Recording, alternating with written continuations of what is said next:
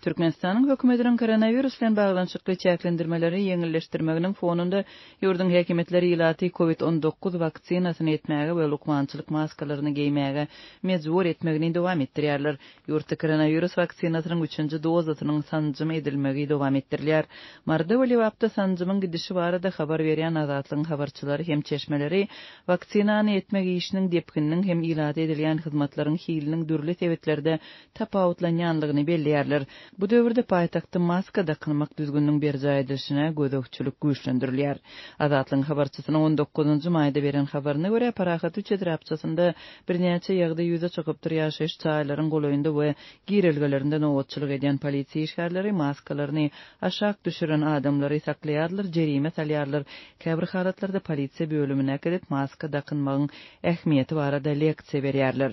Habarçylaryň söýlerine görä şuňlar Liwapda koronawirusa garşy sanjym edilmezden öň hastalar köplenç synagdan we esasy saglyk barlygynyň geçerler. Azatlygyň yerli çeşmesiniň söýlerine görä yerli saglyk işgärleri bu meseleni gözükçülük astynda saklaýarlar.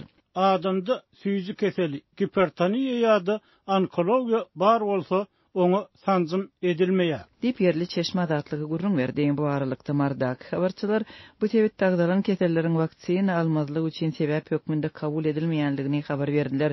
Saglyk öýleriniň lukmanlary vaksinanyň hökmany dygnaýarlar.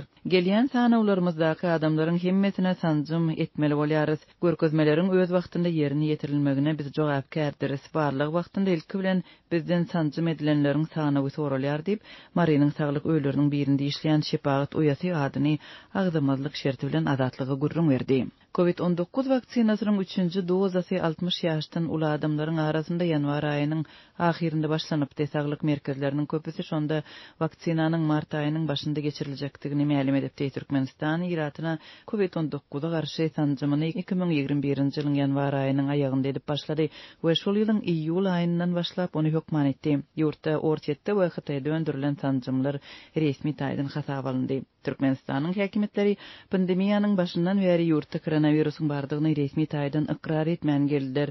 Ýuratyň arasynda vaksinasiýanyň möçberini degişli resmi maglumatlary çap etmediler. Saglygy saklaýyş resmileri vaksina bilen baglanşykly meseleleri köpçülükde gozgamadylar. Töwekkülçülükleri we ziýanly täsirleri barada ilata düşündürüş bermediler. Bu mesele döwlet medeniýetinde hem gozgalmaýar. Habarçylaryň söýlerine görä şu gün ýurtda sanjymdan soň dürli kynçylyklar ýygy-ýygydan ýüze çykýar. Ýürek ağrylary, güýçli usgunsuzlyk, boğun ağrylary iň köp ýaýran alamatlardyr.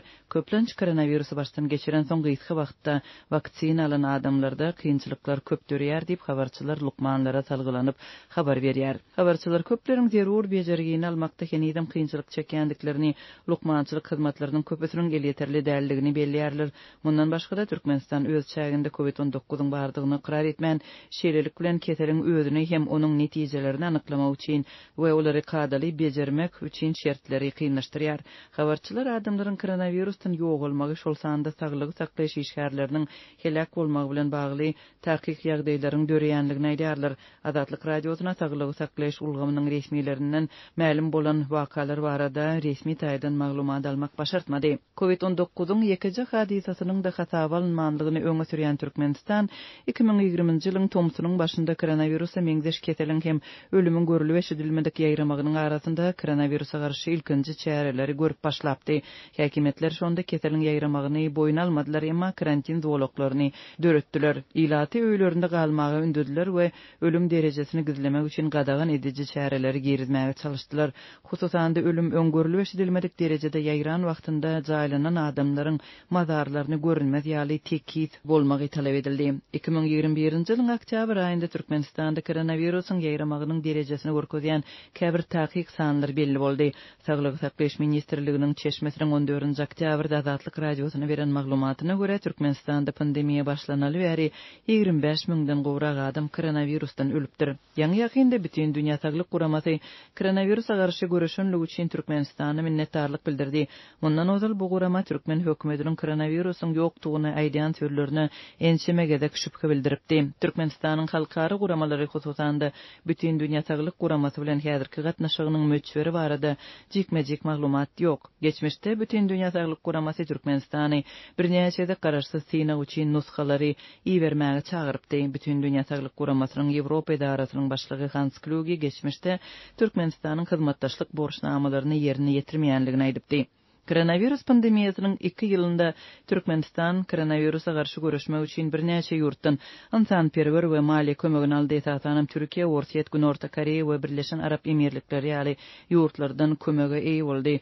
Türkmenistan bütün Dünya Saglyk Guramasy we Ýewropa bileleşigi tarapyndan hem gumanitar kömege eý boldy. Şol bir wagtyň özünde 2 ýyl bäri Türkmenistandaky medisina idaralarynyň işgärleri koronavirus hastalary bilen işleşmek üçin dermanlary we gowrak enjamlaryny öz hasabyna satyn almagy ýygdyrly mezbur edilipdi. Ýurdun öňkü prezidenti Kärwunçy Diş Lokmany Gurbanguly Berdimuhammedow koronavirusyň dünýäde çalt ýaýrap başlan wagtynda üzerlik sadyk, burçly unaş we soňa baka buýan kökýäli zatlar bilen koronavirusa garşy durmagy öňe süripdi. Bu terişdeler Türkmenistanda koronavirusa garşy görüşmek üçin henidem ulanylýar.